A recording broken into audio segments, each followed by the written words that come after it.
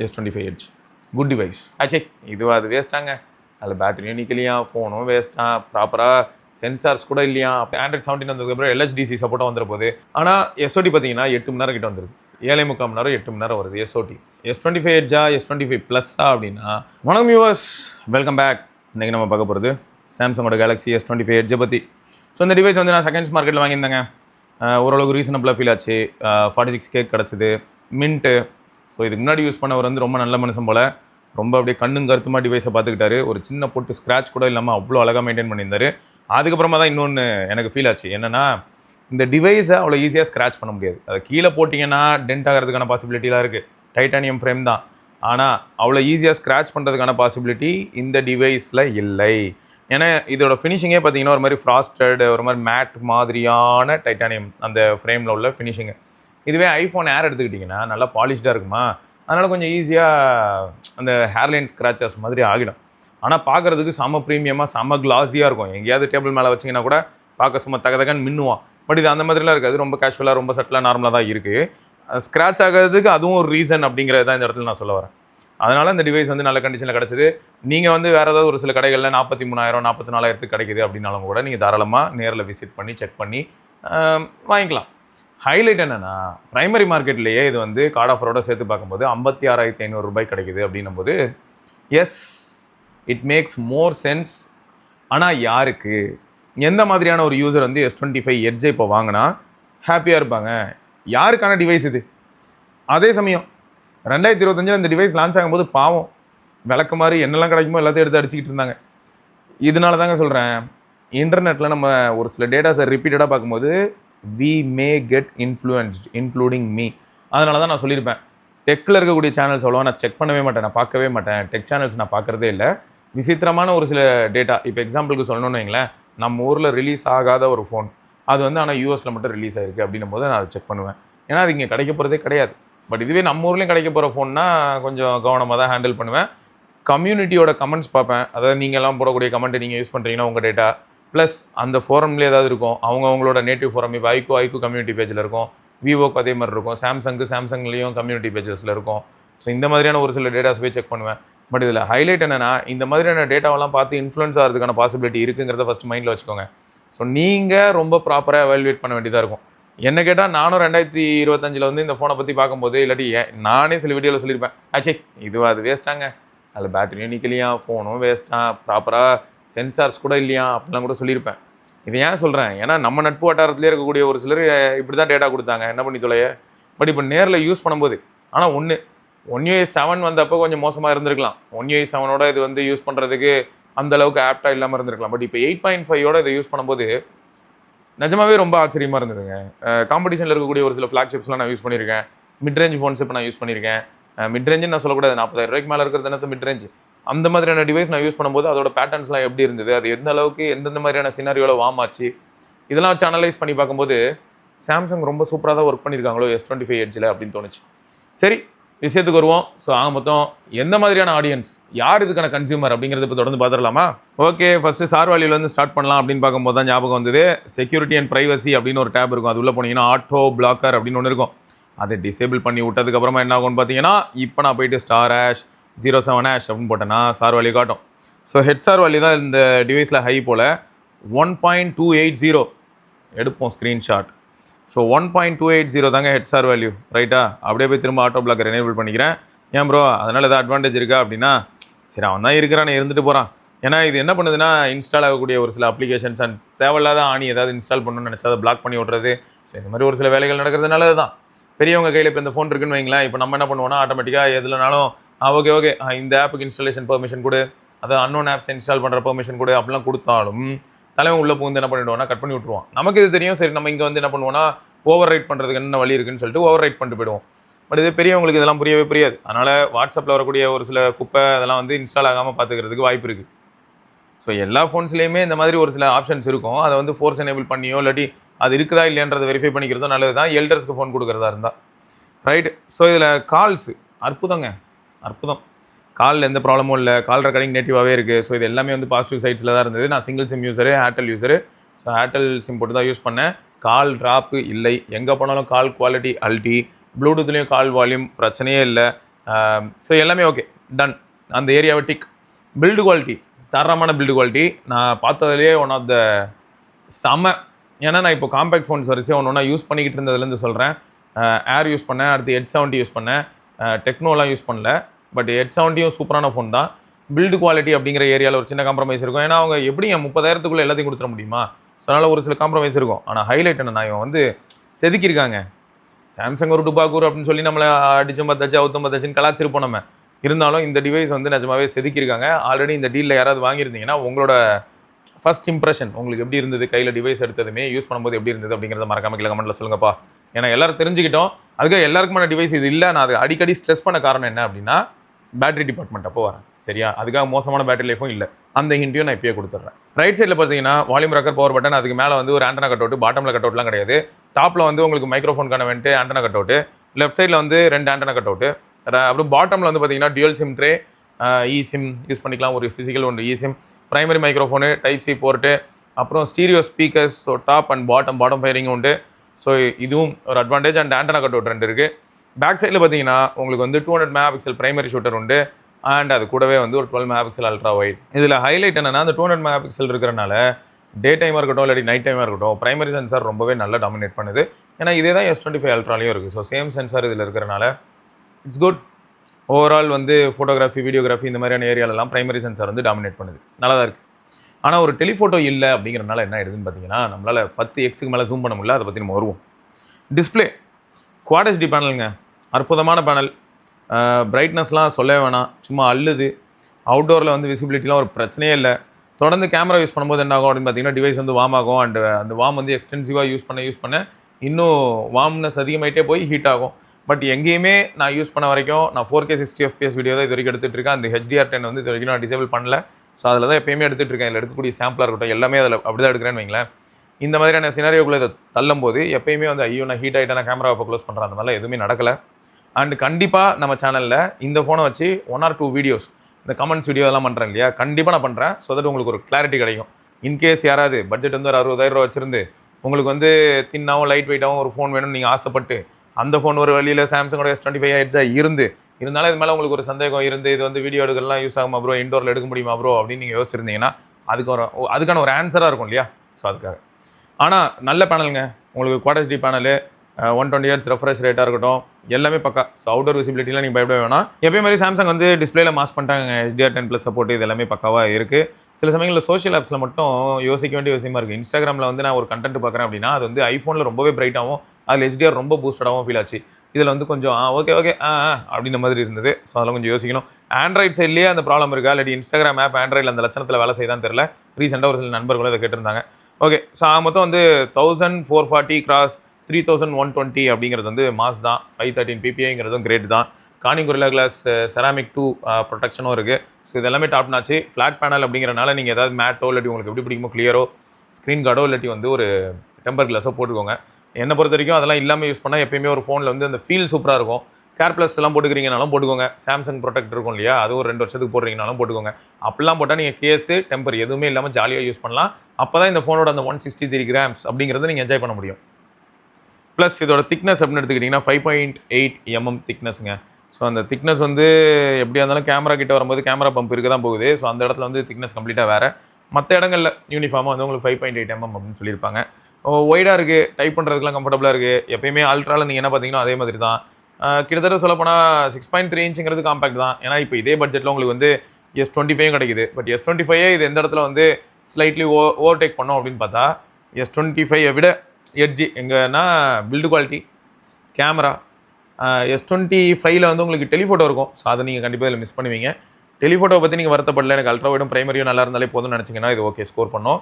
மற்றபடி வந்து உங்களுக்கு பெரிய டிஸ்பிளே.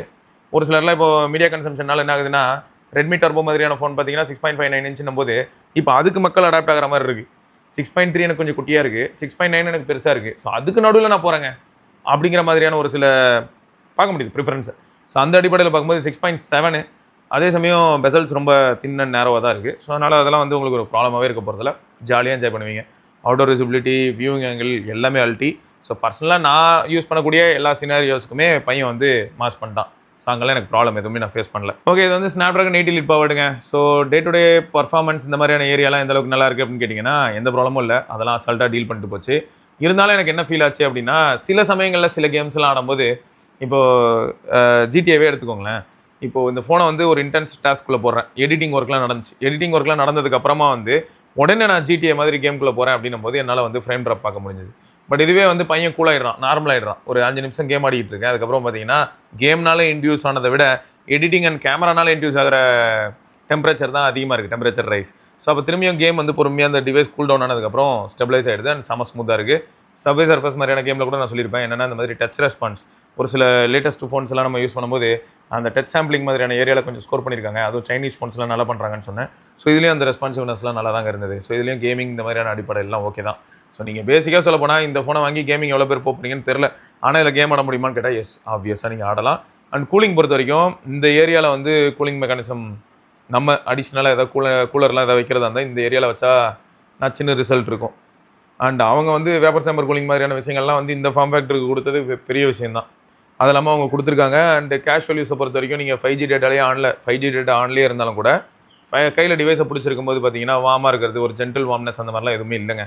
ஸோ எல்லாமே பாசிட்டிவ் சைட்ஸ். ஒரு 2 to 3 டேஸில் பார்த்தீங்கன்னா அதுவே சொல்லுது உங்களை அனலைஸ் பண்ணிகிட்டு இருக்கேன்னு சொல்லிட்டு இருக்கோம். அனலைஸ் பண்ணி முடிச்சதுமே டிவைஸ் வந்து பக்காவாயிடும்.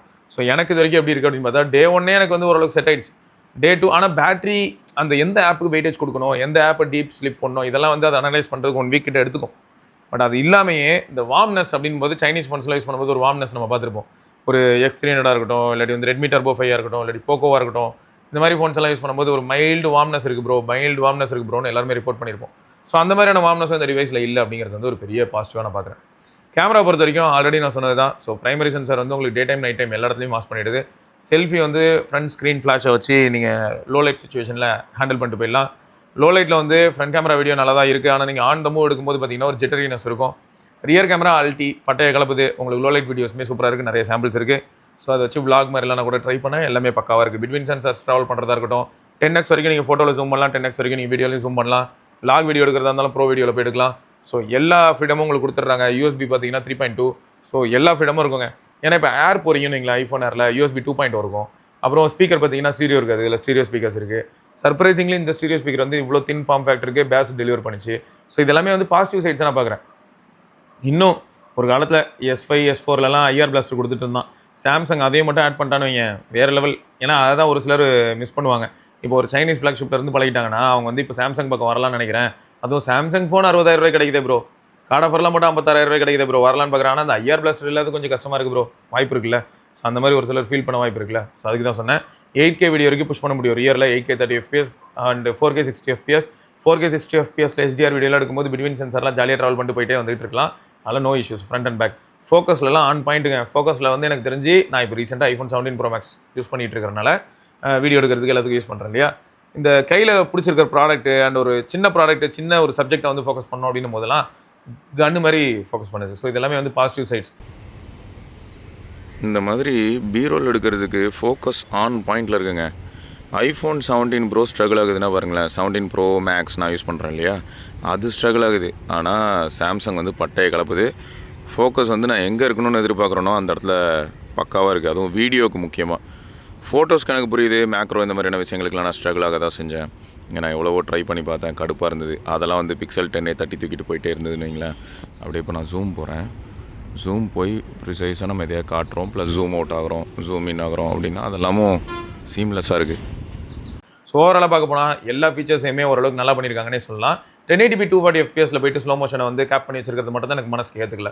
ஏன்னா 1080p 240 FPSக்கு பதில் ஒரு 2K 240 இல்லாட்டி 4K 240 கொடுக்க முயற்சி பண்ணலாமோ ஸ்லோ மோஷனுக்கு. பட் புரியுது, 4K 120 வந்து ஒரு TDS டேக்ஸ் தான். அட்லீஸ்ட் ஒரு 4K 120 இதில் ஆல்ரெடி இருக்குது. ஒரு 2K 240 கொடுக்கலாமே ஒரு ஆசை. ஒரு கிரியேட்டர் பாயிண்ட்லேருந்து பார்க்கும்போது இது கிரியேட்டர் டிவைஸான்னு கேட்டிங்கன்னா கிரியேட்டர் டிவைஸாகவும் யூஸ் பண்ண முடியும். ஜூம் மட்டும் தான் உங்களுக்கு ஒரு பிரச்சனை. ஏன்னா ஒரு 3x 4x வரைக்கும் ஓரளவுக்கு நல்லாயிருக்கும். 10x வரைக்கும் மேக்ஸிமம் கொண்டு போகலாம். பட் அது வந்து ஒரு ப்ரெசென்டபிளாலாம் கொண்டு போக முடியாது. ஸோ அப்போ இதெல்லாம் மைண்டில் வச்சுருக்கும் போது யோசிக்க தோணுது. மற்றபடி இப்போது உங்களுக்கு அன்லாக்கிங் டிவைஸோட செக்யூரிட்டி அண்ட் ப்ரைவசி ஆஸ்பெக்ட்ஸில் பார்க்கும்போது ஃபிங்கர் பிரிண்ட் வந்து அல்டி ஃபாஸ்ட்டுங்க. ஏன்னா உங்களுக்கு அல்ட்ராசானிக் ஃபிங்கர் பிரிண்ட்டு. ஸோ உஷாராக இருங்க. அல்ட்ராசானிக் ஃபிங்கர் பிரிண்ட்னா நான் ப்ரைவசி பாயிண்ட்டில் சொல்ல, என்ன ஸ்க்ரீன் கார்டு இல்லாட்டி என்ன மாதிரியான டெம்பர் யூஸ் பண்ண போகிறீங்களோ அதை பொறுத்து வந்து அல்ட்ராசானிக் ஃபிங்கர் பிரிண்ட் வேலை செய்யாமல் போகலாம். அதையும் மைண்டில் வச்சுக்கோங்க. மற்றபடி ஒரு நார்மல் நல்ல குவாலிட்டி இதெல்லாம் சப்போர்ட் பண்ணுற மாதிரியான ஒரு டெம்பர்டோ இல்லாட்டி நீங்கள் ஸ்க்ரீன் கார்டோ எதை போட்டிருக்கீங்கன்னா அல்டி ஃபாஸ்ட்டுங்க, அல்ட்ராசானிக் செம ஸ்பீடு, இதெல்லாமும் கன்னு ஏரியா தான். அப்புறம் ஒன் யூஐ சொல்லவே வேணாம், கஸ்டமைசேஷன் பீக்கில் இருக்குது. அதை பற்றி மட்டுமே பேசுகிறதுக்கு ஒரு 20 நிமிஷம் ஆகிடும் போல். அவ்வளோ தூரம் வந்து உங்களுக்கு குட் லாக்கில் அவ்வளோ ஆப்ஷன்ஸுங்க. குட் லாக் மட்டுமே பார்த்தீங்கன்னா நான் லாக் ஸ்க்ரீனாக இருக்கட்டும், கீபோர்டாக இருக்கட்டும், தீமாக இருக்கட்டும், எல்லா இடத்துக்குமே யூஸ் பண்ணிட்டு தான் இருக்கேன். எனக்கு இன்னொன்று என்ன ரொம்ப ஹேண்டியாக இருந்தது அப்படின்னு பார்த்தா, ஆண்ட்ராய்ட் ஃபோன்ஸில் இருக்க ஒரு பெரிய ப்ளஸ் இது கிளிப்போர்டு. இந்த கிளிப்போர்டுங்கிறது வந்து உங்களுக்கு ஜிபோர்ட்லேயும் மாசாக யூஸ் பண்ணலாம், அண்ட் சாம்சங்கோட கீபோர்ட்லேயும் நீங்கள் மாசாக யூஸ் பண்ணலாம். இந்த கிளிப்போர்டு வந்து இப்போ இந்த டீல் டைம்லலாம் ரொம்ப ஹெல்ப்ஃபுல்லாக இருந்ததுங்க. நம்ம மக்கள் ஏதாவது ஒரு சில விஷயம் கேட்குறாங்கன்னா அதெல்லாமே நான் வந்து பேக்கப்பில் மாதிரி வச்சிக்க முடியுது, டக்குன்னு கிளிப்போர்ட்லேருந்து எடுத்து கொடுக்க முடிஞ்சு. ஸோ அதெல்லாமே வந்து ரொம்பவே கம்ஸ் ஹேண்டி. அப்புறம் இந்த ஃப்ளோட்டிங் வந்து கொஞ்சம் இவங்க பெட்டர் பண்ணால் நல்லாயிருக்கும்னு நினைக்கிறேன். ஆப் ஃப்ளோட் ஆகும்போது சைனீஸ்லாம் வந்து இன்னும் பெட்டரான ஒரு ஆஸ்பெக்ட் ரேஷியோவில் அதை பெட்டராக ப்ரெசென்ட் பண்ணியிருக்காங்களோன்னு தோணுது. இவங்க வந்து அதை கொஞ்சம் ஒர்க் பண்ணால் நல்லாயிருக்கும்னு நினைக்கிறேன். மற்றபடி இந்த இதுங்க நோட்டிஃபிகேஷன் வந்து எல்லாருமே ஒரே மாதிரி மாறிட்டாங்க. டேப் பண்ணால் உள்ளே போகிறதுக்கு பதில் அது எக்ஸ்பேண்ட் தான் ஆகுது. சைனீஸ்லேயும் ஆல்ரெடி இதுதான் பார்ப்பேன். இப்போதைக்கு வந்து பார்த்தீங்கன்னா மோட்டோலா, நத்திங், பிக்சல் இதில் தான் டேப் பண்ணால் நேராக உள்ளே கூப்பிட்டு போகும். எனக்கு வந்து வேணும்னா நானே எக்ஸ்பேண்ட் பண்ணிக்கலாம். இப்போ இதுலேயும் கூட நான் எக்ஸ்பேண்ட் பண்ணலாம். நான் எதாவது கண்டென்ட் பார்க்கணுமா, நோட்டிஃபிகேஷன் பார்க்கணுமா, எக்ஸ்பேண்ட் பண்ணலாம். பட் டேப் பண்ணாலும் எக்ஸ்பேண்ட் தான் அடம்பிடிக்கிறது மட்டும் கஷ்டமாக இருக்குது. அது கொஞ்சம் ஏதாவது ஒரு ஆப்ஷன் எல்லாருமே சைனீஸ்லேருந்து எல்லாருமே கொஞ்சம் கொடுத்தாங்கன்னா நல்லாயிருக்கும்னு நினைக்கிறேன். உள்ளே போய்ட்டு நான் எனேபிள் பண்ணுற மாதிரி நோட்டிஃபிகேஷன் அப்படின்னு சொல்லிட்டு ஆல்ரெடி ஒரு செட்டிங்ஸ் இருக்கிற இடத்துல whether to expand the notification or to take in அப்படிங்கிற மாதிரி ஏதோ ஒரு ஆப்ஷன் கொடுத்துருந்தாங்கன்னு வைங்க, ரொம்ப சந்தோஷமாக இருக்கும். பட் அது இல்லாதது கொஞ்சம் வருத்தம் தான். மற்றபடி கஸ்டமைசேஷன் வந்து எல்லா இடத்துலையுமே பக்காவாக இருக்குங்க. உங்களுக்கு கண்ட்ரோல் சென்டராக இருக்கட்டும், இல்லாட்டி வந்து ஃப்ரண்ட்டில் lock screen, always on display, எல்லா இடத்துலையுமே நீங்கள் பூந்து விளாட்லாம். ஏகப்பட்ட ஆப்ஷன்ஸ் இருக்கும், டைம் பத்தாது, அதான் உண்மை. நோட்டிஃபிகேஷன் வரதுலேருந்து உங்களுக்கு அல்ட்ராசானிக் ஃபிங்கர் பிரிண்ட்டுக்கு இருக்கக்கூடிய அனிமேஷனாக இருக்கட்டும், எல்லா அனிமேஷன்ஸ், ஸோ அதுலேயும் நீங்கள் பூந்து விளையாடலாம். அண்ட் ஒரு ஆப்பை ஓப்பன் பண்ணி க்ளோஸ் பண்ணுற அனிமேஷன் வரைக்கும் நீங்கள் ஹோம் அப் ஆப்பில் போய்ட்டு அதை வேறு பூந்து விளையாடலாம். ஸோ குட் லாக்குங்கிறது வந்து எப்படி தெரியுமா இருக்குது? ஒன் யூஐ பற்றி பேசுங்க, ஒரு 10 செகண்ட் பேசலாங்க. குட் லாக்கு ஐயோ அது ஒரு 20 நிமிஷம் அரை மணி நேரம் ஆகும் போலங்க, அப்படி தான் இருக்குது. பட் யூஸ் பண்ணி பழகினவங்களுக்கு அப்படி இருக்கும். அண்ட் இப்போ இதில் ஸ்னாப்ட்ராகன் சவுண்ட் அப்படிங்கிறனால type C audio okay, and Bluetooth ஆடியோவும் பார்த்தீங்கன்னா நல்லா தாங்க இருக்குது. அண்ட் இதுக்கப்புறம் வந்து ஆண்ட்ராய்ட் 17 வந்ததுக்கப்புறம் LHDC சப்போர்ட்டாக வந்துட போகுது. ஸோ எதுவுமே லேக் ஆகிற மாதிரி இருக்காதுங்க, ஆட்டோமேட்டிக்காக நல்ல இம்ப்ரூவ்மெண்ட்.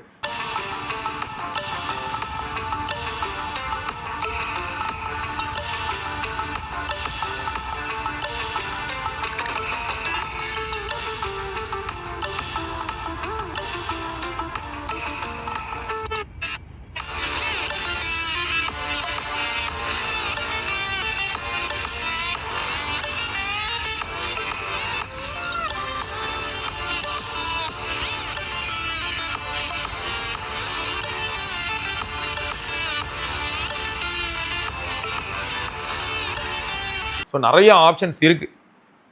ஒரு சில ஆப்ஷன்ஸை இவங்க இன்னும் பட்டிட்டிங்கிறீங்க பார்த்து பெட்டர் பண்ணாங்கன்னா இன்னும் மாசாக இருக்கும், அவ்வளோதான். ஸோ ஒன் யூஐ எப்பயும் மாதிரி மாசாக தான் இருக்குது. ஆப்ஷன்ஸ் நிறைஞ்சு வலியுது, என்ன வேணுமோ யூஸ் பண்ணிக்கோங்க. அதுமாதிரி சாம்சங்கோட வாலெட் ஆப்பாக இருக்கட்டும், இதெல்லாமும் வேறு லெவல். வாலெட் ஆப்புக்குள்ளே போனால் உங்களுக்கு டிஜிலாக்கரும் அங்கே வந்துடுது, ஏதாவது பேமெண்ட் பண்ணணுமா அங்கேயே வந்துடுது, ரெகுலர் பேமெண்ட் ஆட்டோ பே மாதிரி ஏதாவது வச்சிருக்கீங்களா அதுவும் அங்கேயே பண்ண முடியுது. ஸோ எல்லாமே வந்து பாசிட்டிவ் சைட்ஸில் தான் இருக்குது.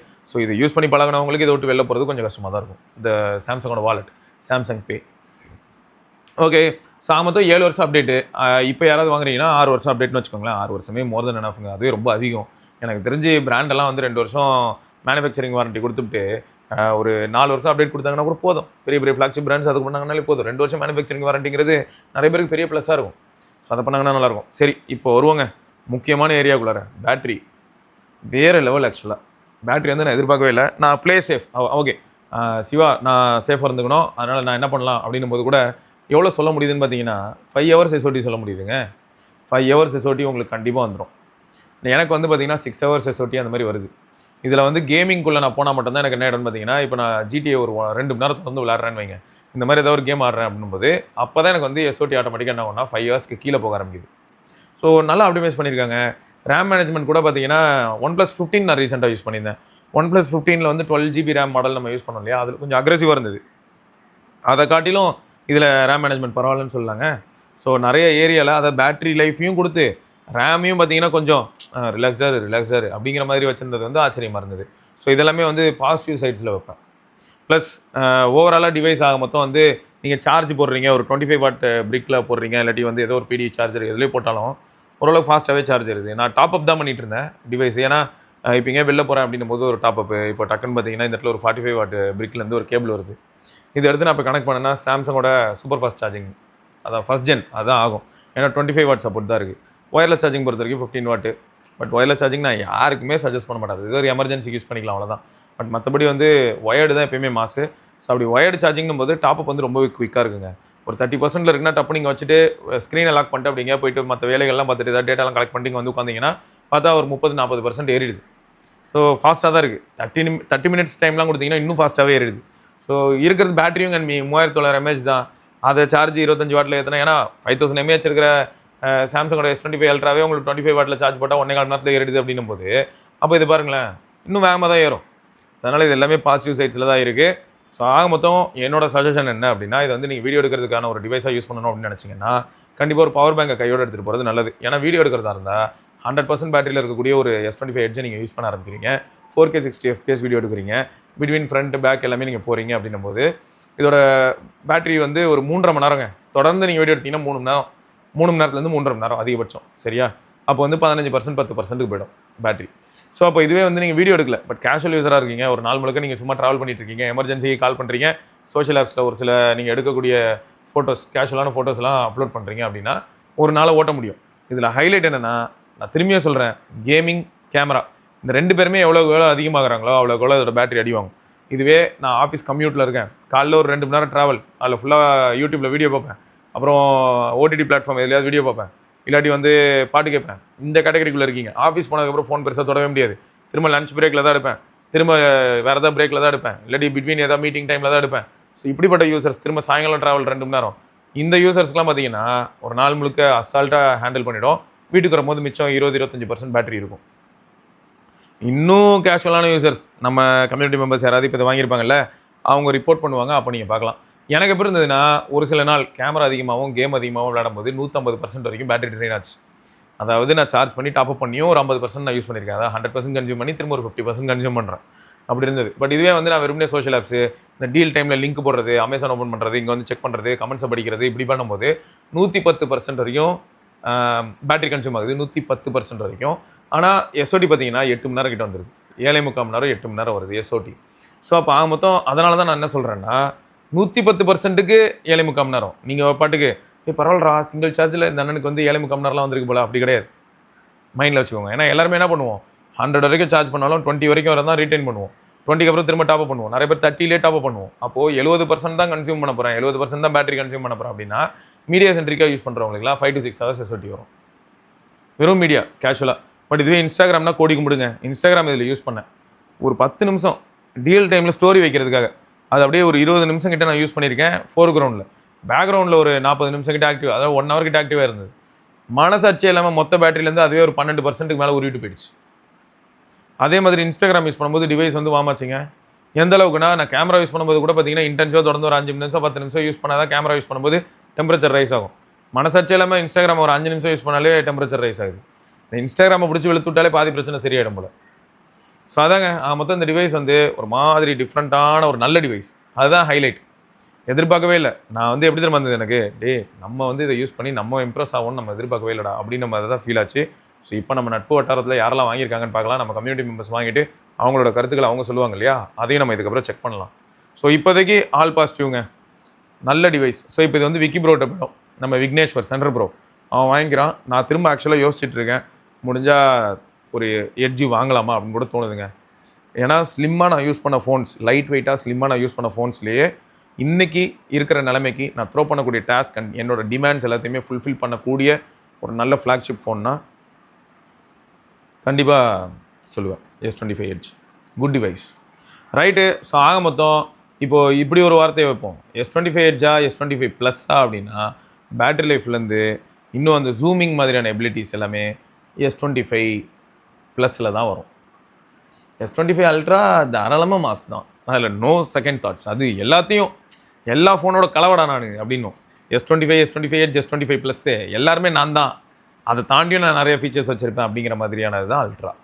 ரைட்டுங்க, இதை தொடர்ந்து நம்ம இன்னொரு பதிவில் சந்திப்போம். அதற்கு விடைபெற்றுள்ள சிவபரணி, பார்க்கலாம், பை. லாகிங்க்கெலாம் வேறு லெவலில் இருக்குங்க. ஆனால் என்ன தின் ஃபார்ம் ஃபேக்டர்னால உள்ள ஒரு 3900 mAh பேட்டரி தான் இருக்குது, not even 4000 mAh. So battery life நீங்கள் எதிர்பார்க்க முடியாது, ஆனால் vlog பண்ணலாம். மறுபடியும் நீங்கள் டாப் அப் பண்ணணும். அதே சமயம் பிட்வீன் சென்சார்ஸும் ஜாலியாக ட்ராவல் பண்ண முடியுது, ஃபோக்கஸும் ஆன் பாயிண்டில் இருக்குது. நான் அதை கண்டிப்பாக காட்டுறேன் பாருங்களேன். ஜஸ்ட் இந்த ஒரு வீடியோலேயே உங்களுக்கு வந்து அது புரிஞ்சிடும். ஸோ இப்போ ஃப்ரண்ட் கேமராவில் எடுத்துகிட்டு இருக்கேன். நான் அப்படியே ரியர் கேமராவுக்கு ஸ்விட்ச் ஆகலாம். ரியர் கேமராவுக்கு ஸ்விட்ச் ஆகிட்டேன்னா இப்போ அப்படியே வந்து இருங்க, இந்த அளவுக்கு க்ளோஸாக டக்குன்னு ஃபோக்கஸ் அழகாக அப்படி ஸ்மூத்தாக அந்த ட்ரான்சிஷன் இருக்கும். இதெல்லாம் உண்மையாக சொன்னால் எனக்கு ஐஃபோன் 17 ப்ரோ மேக்ஸை விட இந்த ஃபோக்கஸ் மேட்டரில் சாம்சங்கோட அல்காரிதம் எப்பயுமே எனக்கு பெட்டராக இருக்குது. சீரியஸா ஐஃபோனில் என்ன ஆகுதுன்னா சில சமயங்களில் அதுவும் பாருங்களேன், இந்த ஜென்ரேஷன் அதாவது 17 சீரீஸில் ப்ரோ மேக்ஸ் வந்து pro as well as pro max கொஞ்சம் டிஸ்டண்ட்டாக இருக்கக்கூடிய சப்ஜெக்ட்ஸ் எல்லாம் ஃபோட்டோ எடுக்கலாம். அதுவும் இப்போ ஒரு ஓனாக ஓடுதுங்க, நான் அதை ஃபோட்டோ எடுக்கணும்னு நினைக்கிறேன், ஒரு 8x எடுக்கணும் அப்படின்னு நினைக்கிறேன். பட் இதுவே ஒரு ஹியூமன் சப்ஜெக்ட் எடுக்கிறேன் அப்படின்னா பரவாயில்ல. பட் இதுவே ஓனாக எடுத்தேன்னா நல்ல ரிசல்ட் வர மாட்டேங்குது, ஃபோக்கஸ்லேயே இருக்க மாட்டேங்குது, நிறைய தடவை ஃபோக்கஸ் மிஸ் ஆகுது. பட் இதுவே வந்து நீங்கள் 16 ப்ரோ மேக்ஸ் எடுத்துக்கிட்டிங்கன்னா அது பெட்டராக பர்ஃபார்ம் பண்ணுது. ஸோ இப்போ இதுலேருந்தே உங்களுக்கு புரியுதா ஏன் ஆப்பிள் வந்து அவ்வளோ ஈஸியாக டிசைனை வந்து டக்கு டக்குன்னு ஸ்வாப் பண்ண மாட்டாங்க, இல்லாட்டி சேஞ்ச் பண்ண மாட்டாங்கன்னு. லிடாரும் எல்இடியும் கொஞ்சம் தள்ளி போனதில் இவ்வளோ பிரச்சனையா அப்படி தான் எனக்கு ஃபீல் ஆச்சு. இவ்வளோ தூரம் ட்ராவல் பண்ணி வந்தது ஒரு மேட்ரு இல்லைங்க, வந்த இடத்துல இப்படி ஒரு இடத்த பார்த்தது தாங்க. காலையில் ஒர்க்கெல்லாம் முடிச்சுட்டு அங்கே பாருங்க அந்த விவசாயி இங்கேயே அப்படியே ஜாலியாக குளிச்சுட்டு கிளம்பிட்டு இருக்காப்புல.